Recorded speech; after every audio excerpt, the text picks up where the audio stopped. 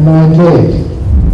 And when I smiled and made some fake happiness, it was turned into real happiness, I found I could pour that oil much faster with greater strength.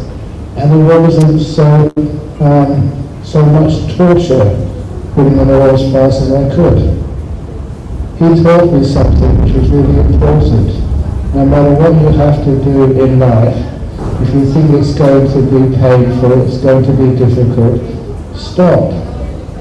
You put a smile on your face, and then whatever you have to do, it's always much easier when you smile through things. Now, I know that most of the audience I see here are students, and I will tell you that I learned how to smile when I started as a Buddhist student in Cambridge. Many of you may know that I was studying theoretical physics in Cambridge University, which is a tough subject. And in the final examinations at Cambridge, the final examinations really did mean final. Everything else you've done all those 3 years counted for nothing. Everything was down to the final exams. And it was in theoretical physics. And the schedule was a 3-hour exam in the morning, 3-hour in the afternoon, with 1 hour for lunch, starting on Monday, Tuesday, Wednesday, Thursday and Friday and Saturday as well. And so what this meant was that it was very stressful. 6 continuous days of exams.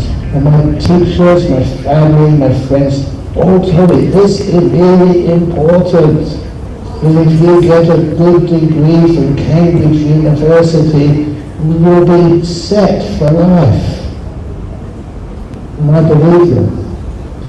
If only I had known that I was going to become a Buddhist monk, I would not have worried so much. Anyway, I never knew that at the time. So I worked really hard in my preparation. But when it came to the exams, I had a 3-hour exam in the morning, hour for lunch, 3 hours in the afternoon. I was a lay person at this time, just a young, hairy student. And what I did was I had a very good breakfast, a good dinner in the evening, but for lunch, I never had any lunch. Instead, for lunch, I went back to my room and sat and meditated for half an hour. And this is what happened every lunch hour. You just finished a 3-hour paper in quantum physics. And half an hour later I was going to do a paper in astrophysics of the galaxy. These were real subjects I was being tested on. So, when I sat down in my room, closed my eyes, the first thing which came into my head was the morning exam. Did I answer that question correctly? Did I have enough explanation? Even though you know that once the morning exam has been done, finished, and handed in, you cannot change it. Right or wrong, it's done. It's unchangeable. But most people can't let it go. Because I've trained enough in meditation by that time, I could let it go. I couldn't change, I couldn't do anything about it. All the worrying about the past, all that could ever do was make me more tired. And I needed more energy for the afternoon exam. And when I let the morning exam go, then I started thinking about the afternoon exam. Should I pick up some books, do some more revision? The one thing I'd found in all those years that I was studying at university, whenever you study half an hour before the exam, never comes up in the paper. Never. It was a complete waste of time. It wasn't just wasting time, it was making my brain more tired. So I let go of the future exam. This is not an exaggeration. This is what I did. Letting go of the past and the future, and then we can be what we call mindful.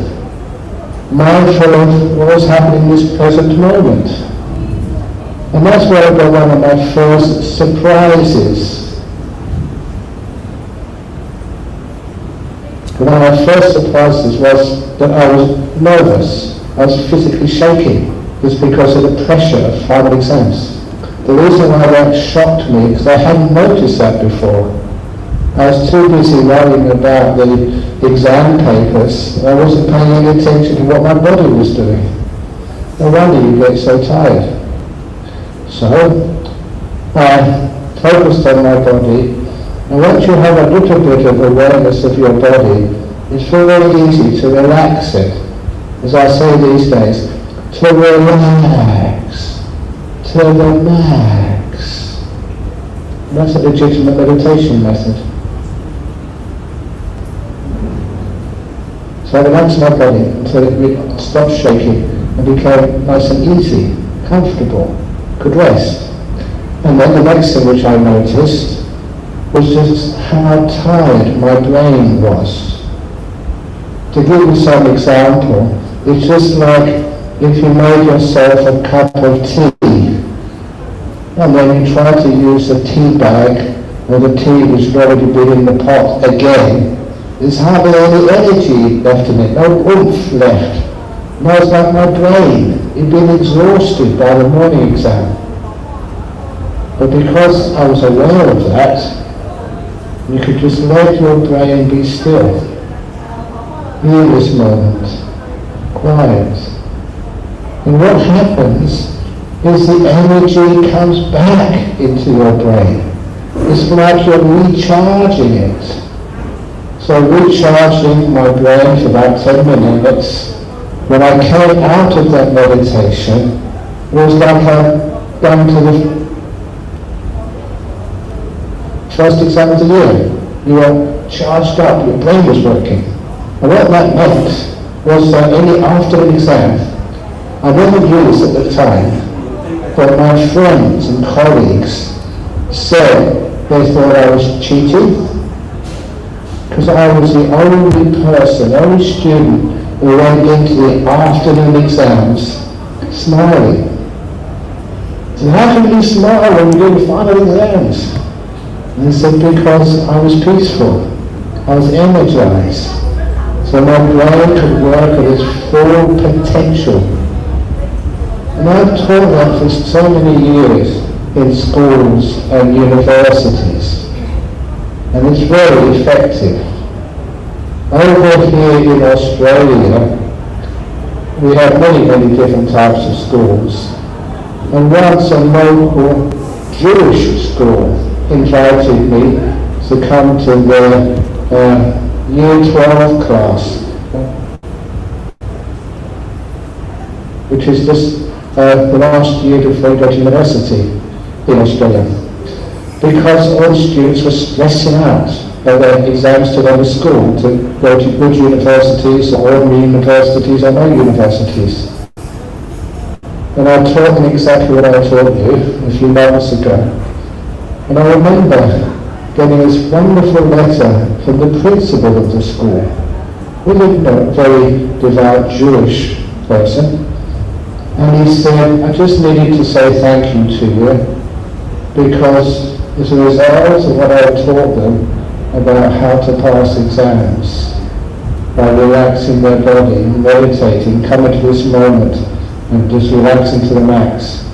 That school, in the year 12, the last year, they got the best marks of the whole state of Western Australia. It really worked. So this is where the Dhamma which you learn, especially meditation, it makes you smile, it brings up the best energy in your brain, and you can succeed no matter what you're doing in life. Whether it's sport, whether it is exams or whatever. That smile energizes you. It's one of the reasons why I think for those of you who know my reputation, I often tell humorous stories, like jokes. Just a few days ago, somebody asked me about things like depression and suicide. And I told them a story of this artist. This artist was involved in a motorbike accident, and when he woke up in hospital afterwards, he found out that the doctors had to amputate his hand, the one he used to paint portraits with. And when he found that out, he felt so negative, so depressed. He said, now I cannot do the thing which I love most in my life, my art. He got so depressed he decided to end his life. So he went into town. He went into one of these very tall office blocks, found an office which was not occupied, went out onto the balcony, was about to jump off many, many floors down to the street to kill himself. And when he looked down where he was going to jump, he couldn't believe what he saw. There, on the street, was a young man about his age who had no arms at all. He lost both arms. And he was dancing up and down the street with joy. And the man who was suicidal only had no one hand. Thought, why am I going to commit suicide when I've only lost one hand? And that gentleman on the street has lost not just both hands, but his arms as well. And he looked so happy, dancing up and down the street. So he gave up his wish to commit suicide, ran to the elevator, got to the ground floor as soon as possible, went outside and ran after that man. He soon found him because the man had no arms. And the suicidal man just put his arms around this man, hugged him and said, thank you, thank you, thank you. I was about to commit suicide, so I lost one hand.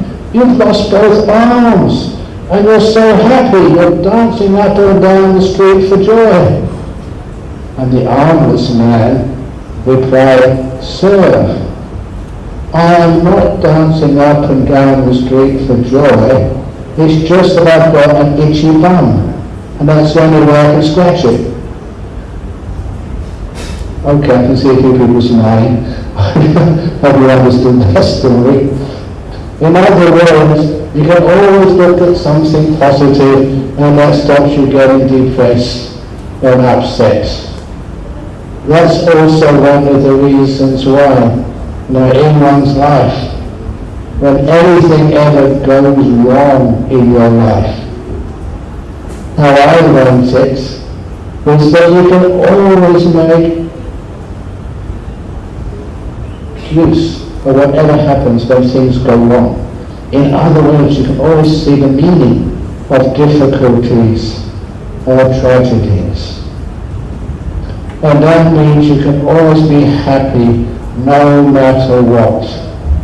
The story I often tell is I'll tell the donkey story first of all, because this is a story, if any of you ever become politicians, or ever any leaders in the youth, Ti-Ratana Youth Buddhist Society, if any of you are a leader in that, imagine the story of the donkey. This donkey was wandering through the forest, minding his own business, and he fell into a hole in the forest. It used to be a well, and when he fell in, there was no water in the bottom. He didn't have many injuries, so he just stood up there at the bottom of the well and thought, how can I escape? Donkeys can't climb up wells. So he stopped down there, but all he could do is call out for help. E-O! E-O! E-O! Which in donkey language means help. Doesn't matter if you're a Malaysian donkey or a Western donkey, they all speak the same. E-O! Help! And so he was calling out for over an hour. And then finally a farmer heard him. And he came up to that hole in the ground and saw there was a donkey in the bottom. Now the farmer was not a good person. He never kept any precepts. And he never liked donkeys. What I would do, I have a spade, I'm going to fill up that hole so no one falls in it again.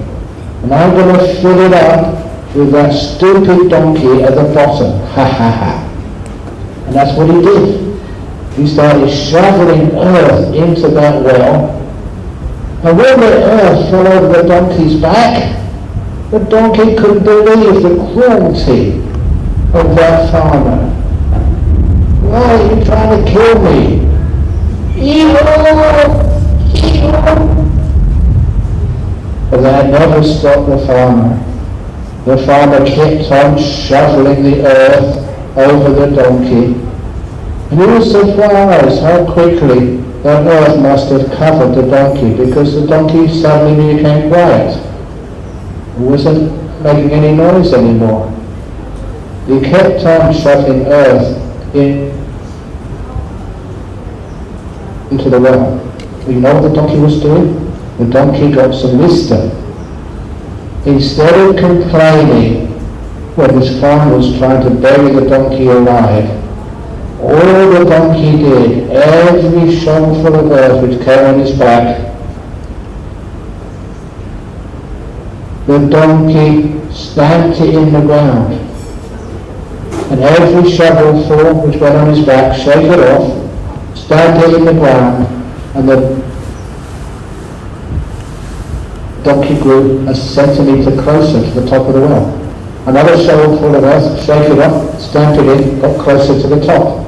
It took a while, but the earth was not burying the donkey, it was just bringing the donkey closer and closer and closer, closer to the top of the well.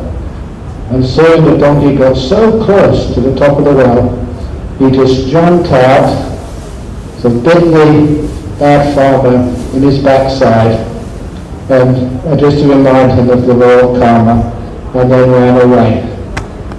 So when anyone ever criticizes you, what should you do? Stamp it in, and then you get higher. You get morally more strong. You don't have to throw the dirt out. The dirt which falls in the bottom of the well is your key to escape and success. And of course the other story which I tell, recently I've been telling people the origin of this story. When I was a monk in north of Thailand about 42 years ago, I was meditating in a beautiful cave. It was up in the mountains close to the Burmese border. And meditating in that cave there was lots and lots and lots of bats. And to this day, being truthful to you, every time I smell bat poo, it's one of my favourite smells. Because I associated with some happy meditations when I was a young monk. And when I came out of that cave, at the very entrance to the cave there was a papaya tree. And that papaya tree got fertilized every time those bats came out of the cave and every time they went back in. And because of that fertilization, those papaya were the most delicious papaya I've ever ate in my life. Sometimes I would tell the lay people there's a papaya about to be ripe, and they would take it off for me from the tree because I couldn't do that myself. And I'd eat the whole papaya. Big one. It was so delicious. And to this day I've never eaten a papaya which is so sweet and juicy. What was I really eating? I was eating bat poo. Bat poo transformed into beautiful papaya. And that's where I got the story from. If any of you have ever had any real difficulty in your life, you may have had a loved one who's passed away. You may have had a difficult relationship which is broken up. None of your fault. But it's like you go home after this talk, and when you get back to your rooms, you find out that someone has delivered a huge truckload of dung right in front of where you live. No one knows who delivered it. There's no one you can ring out to get them to take it away. You're stuck with a big truckload of dung. An unwise person would complain. The wise person would get out the wheelbarrow and spade and start transferring it to the back garden. In that back garden you may have mango trees, papaya trees, banana trees, you may have beautiful flowers, and you find the more dung you dig into it, the more delicious and plentiful are your mangoes and your jackfruit. That's one of my favourite fruits, jackfruit, and oranges, whatever you grow in it. And the more plentiful are the flowers. So much so that you get the best garden in the whole KL. The most delicious fruit. Why? Because that fruit depends on the fertilizer to become rich. And that's like life. I've known a lot of people who have had a very peaceful, happy life. They haven't learned very much, simply because that they haven't had enough done in their life, enough difficulties. And from the difficulties you grow peace and compassion and wisdom. So this is where we actually learn how to be happy. We don't bring negative when bad things happen to us. Instead we even welcome them and we learn from them. Some of the strictest teachers I had at school were the ones which I learned most from. But anyhow, it's more than just getting insight from the difficulties you have in life. It's also just learning just how simple things, like as Buddhists, are 5 precepts of virtue. Now, every time which I give the precepts to the lay people here in Australia, we usually end with a gatha. Silena sukatinyanti, silena bodhisanttada, silena vigatinyanti, tasamasilam visodaye. Which starts off the first line, means through virtue, through your sila, you get happiness. And to some people, they think that's crazy. Surely people say when you break sila, when you go and take alcohol, or you have made boyfriends or girlfriends at the same time, or you're not honest, or you steal, that's where you can get happiness from. But of course that's not the case. And very often, I remember going to KL once, and have a big seminar for youth. And at that seminar, we were asked to split the lay men and the lay women apart. And I asked the girls first of all, what do you like in a boy? If you're going to go out with a boy, what type of boy attracts you? And you know, this was one time, all the boys in this class were paying full attention. And when I asked them, what do you like? The things which they liked most of all, said the girls, were a boy they could trust, a boy who would always turn up on time, a boy which would always treat them with respect, a boy who was fun to be with. They never needed to be expensive or needed to be showing having a lot of money. They didn't need to be like the masher, big sporty guys. As long as they were kind, trustworthy, honest, it made them the sort of person they would like to be with. It made them happy. And when I asked the girls to be quiet, and I asked the boys, what type of girl would you like as a girlfriend or as a partner in life? Who actually attracts you? And they said, well, obviously someone who's pretty, but more than that, more than prettiness, was someone they could trust. Someone who would turn up on time. Someone who would tell them the truth. Someone who they could respect and rely upon. And someone who's fun to be with. Their speech was kind. That's the sort of girl they'd like to be with. I said, the both say the same thing. The virtue makes a person very attractive. It does lead to happiness. Because I've been a monk for so many years, people actually trust me. So if I say something, they don't doubt it, I will never lie to them. And that's a very rare thing in the world. A good example of that is one of my oldest friends. I knew him when I was in primary school in London. He came to visit me as a monk in Thailand some years ago. And I told him one of the best things which you can't miss when you're staying in the Thai monastery in the forest in the northeast is the early morning alms round. You go on alms early in the morning, that's just after dawn, and you walk silently through the paddy fields to the village. And then all these wonderful, kind villagers would just put a little bit of rice in the bowl. And you do this silently.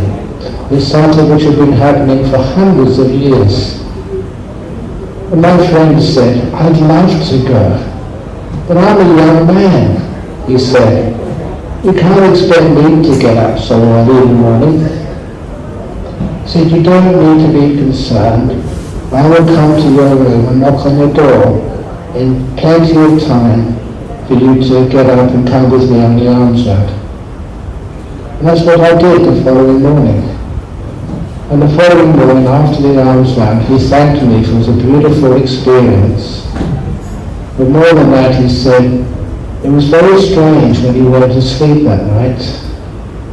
When he closed his eyes and went to sleep, he said, I knew 100% that you were going to be there in the morning, knocking on my door to wake me up. He said, where do you live in London? He said, you can't trust anybody. He said, because you're a monk, I knew you would be there. He says, a very strange feeling to be able to trust somebody 100%. And that's actually what the virtue gives you. It makes life so much more peaceful, so much easier, so much happier. Because my family were poor when I grew up in London, it was a small council house. Because they were poor, I always thought if the bus driver taking me to school didn't ask for the bus fare, I didn't need to pay it. Only later on, when I started keeping precepts, I realised that that was not right. That was kind of stealing. So after that point, I always would pay my bus fare, even if the conductor never took it. I'll come up and say, you haven't asked me for my bus fare, here it is. And the response from the bus driver was so wonderful. They could start trusting me.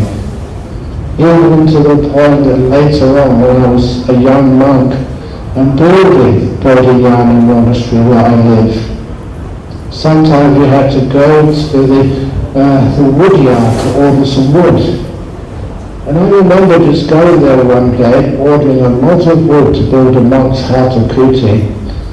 And some of that wood, the woodshed forgot to put on the bill. And so, when it was paid by our accountant treasurer, I noticed we had some wood there which we hadn't actually paid for. So I took it back the next day. And when I told the people who on that company, we had some wood we had paid for, so now I want to pay for it. He was so surprised. He stood there like blank-faced. You got away with it. What are you doing? I said, well, no, we're monks. We would never steal from anybody, even just by mistake. So he asked me to wait.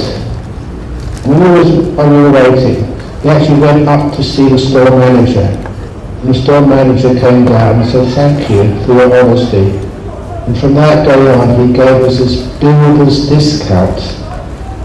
And that builder's discount saved us so much more money than anything would have gained by not paying that bill. It was a beautiful example that honesty is sometimes quite rare in this world. And you always get rewards somewhere along the line when you are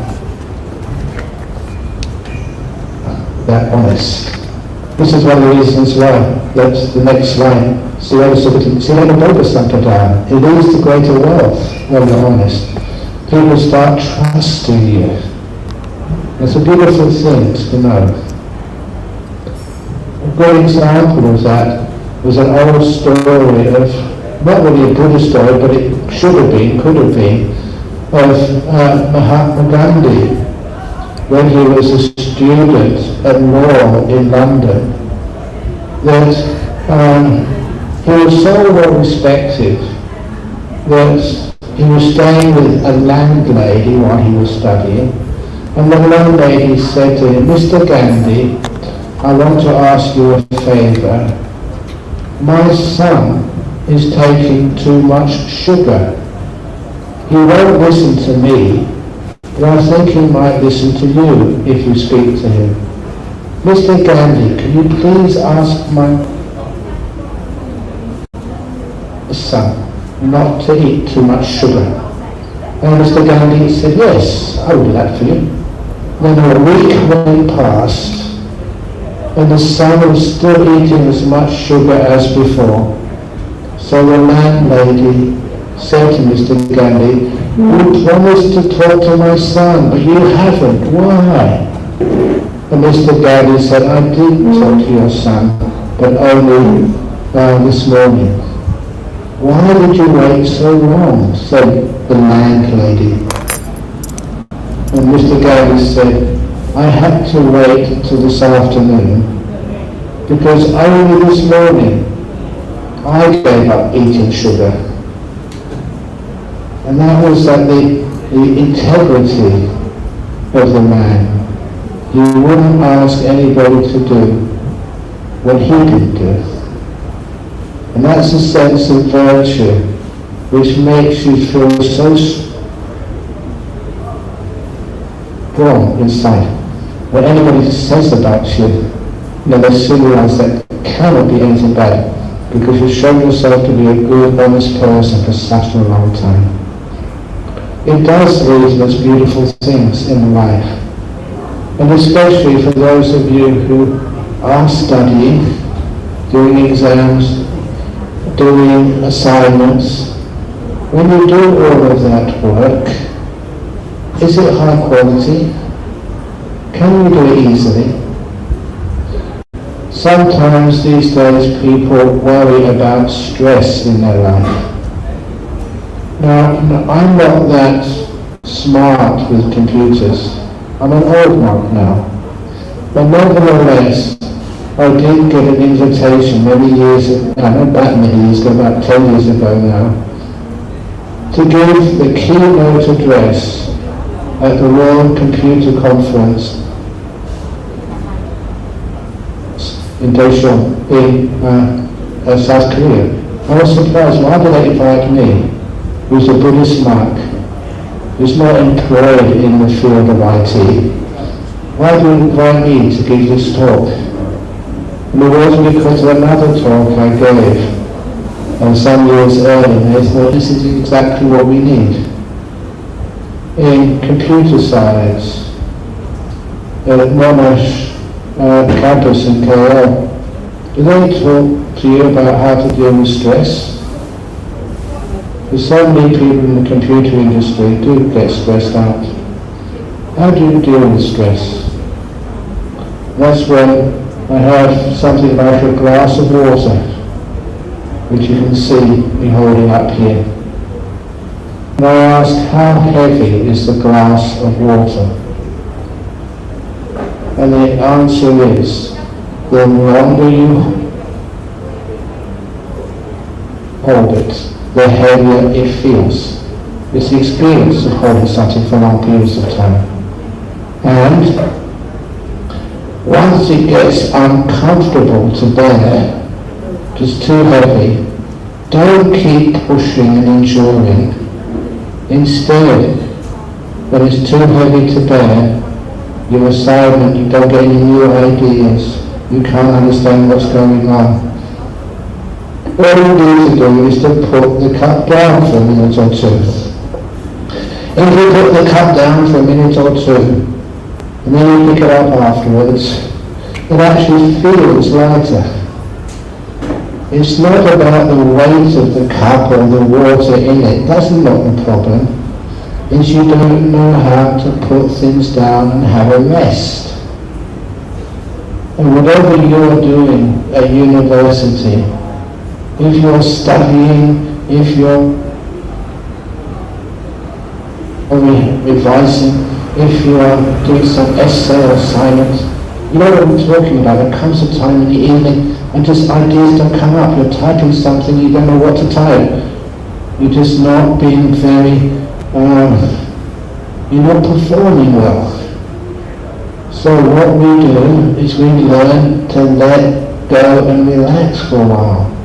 Because every time you relax, you do find that your energy comes back. And that was one of the points which the conference over in South Korea, they really appreciated that. So much so that I eventually got to Harvard University. And I was told as now part of the Harvard University, they call it an investment of time. When you relax for 10 minutes or 50 minutes or 20 minutes, you learn how to relax the mind and make it very peaceful. It becomes energized. You invest, say, 20 minutes just sitting down somewhere quietly, relaxing, not listening to music, not talking to people, not listening to your mobile phones, but just closing your eyes and being peaceful. Then after a while, you will find you've got re-energized. So then you can go back to the computer and do amazing things. Otherwise, you get so tired, you get angry and irritated at others, and your work standard goes down. So even Harvard took that one up.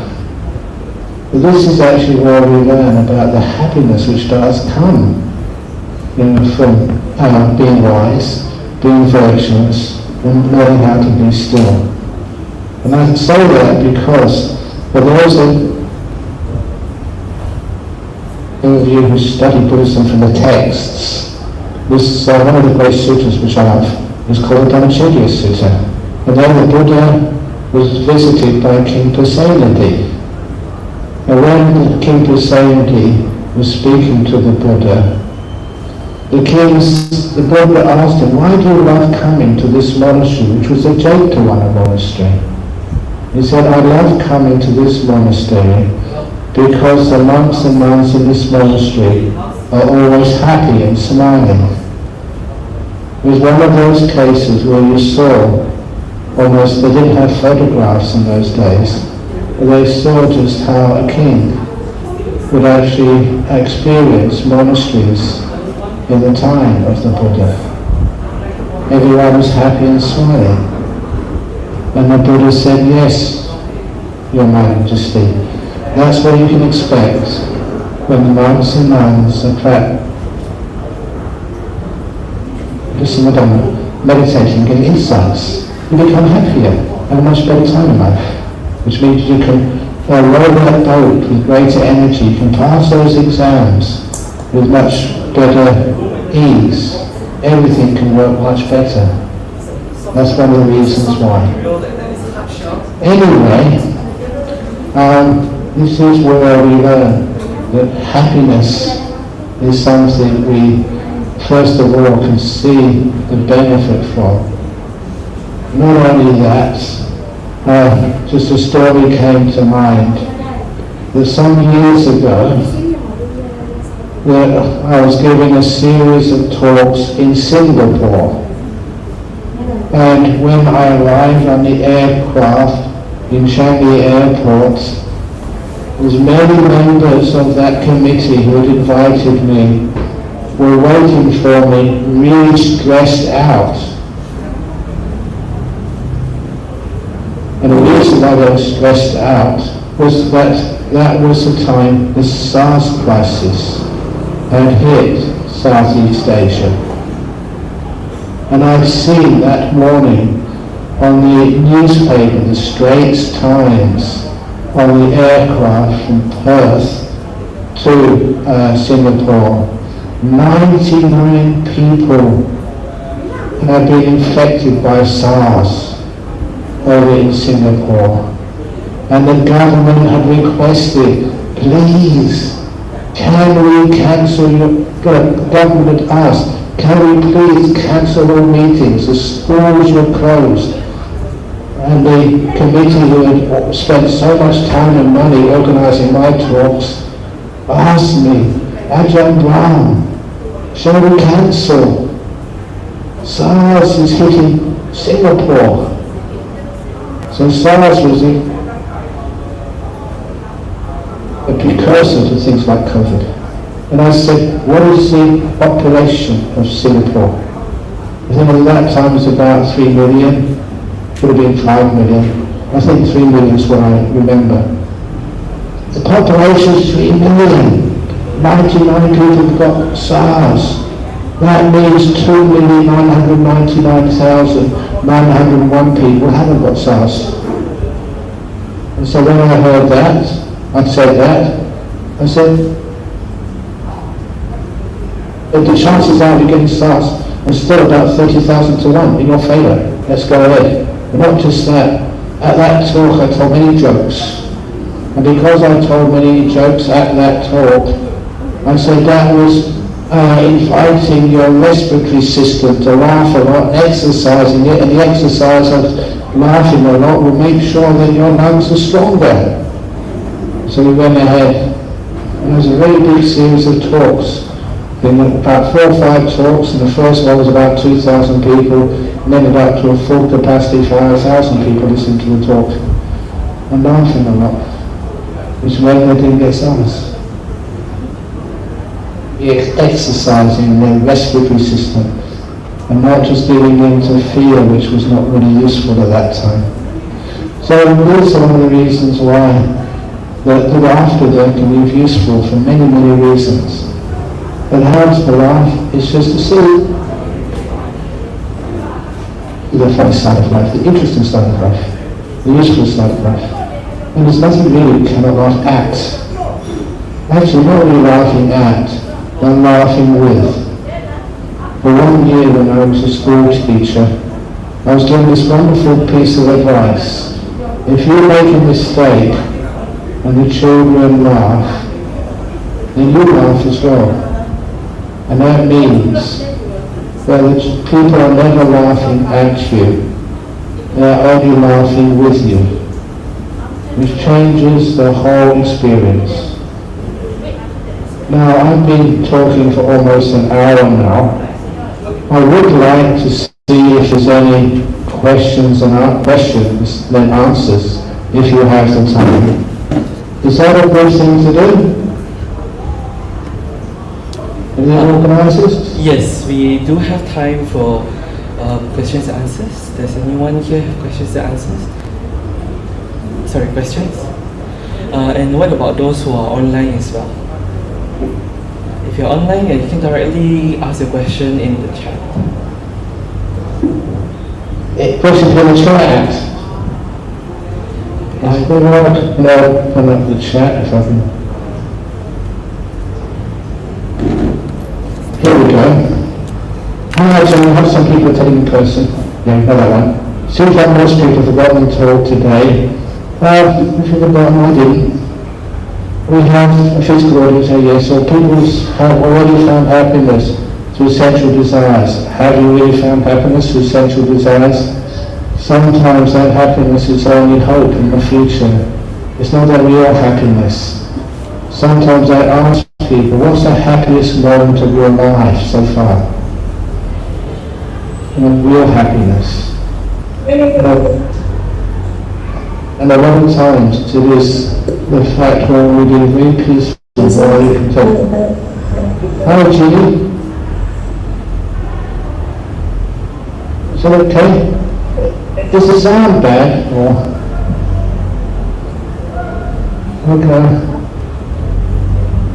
Okay. You're preparing for a way. It's that procession this evening. That's why it was so tight. We're having Waisak. I don't know about you, we're having 2 Waisaks here in Australia. One the full moon of May, one the full moon of June. Because there's 2 ones, so we get double good karma here.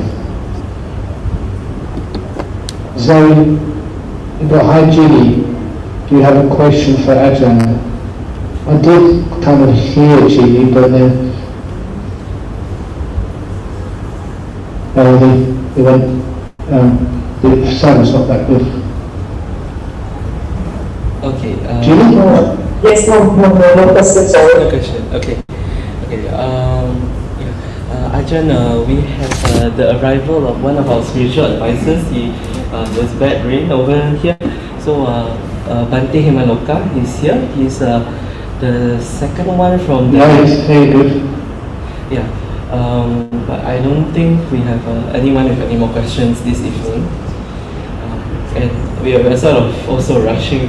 Our third session starts, I believe, at 6. The event starts at 6 tonight. So we're a bit rushing for preparation. Yeah. Okay, I don't mind. I can still smile no matter what. So if we want to finish off now, I'm very happy.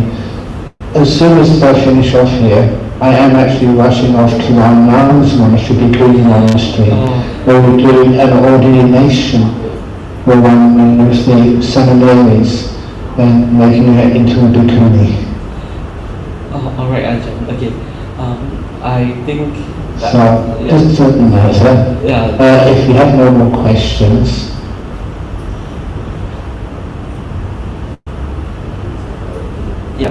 I guess we don't have any more questions.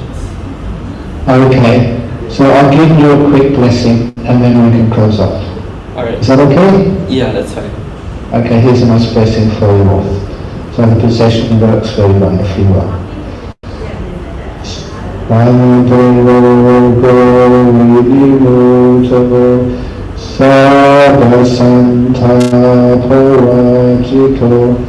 Sabhaviramati Gandho Niputo Chaturandava Saditi Oriva Chantu Sabhavogo Vimasatu Mate Bhava Vantavayo Sukhi Idigayu Gopava Apiradhanasi Salisha Uta Pacharino Shataro Dhammaya Tanti Ayurano Sukham Bala sadhu. Okay, thank you all of you who were there for coming, and I hope it was of use to you. So, no matter what happens, please keep smiling. Excellent. See you all. Bye-bye. Hi Ajahn, thank you. Bye-bye. See you. Bye.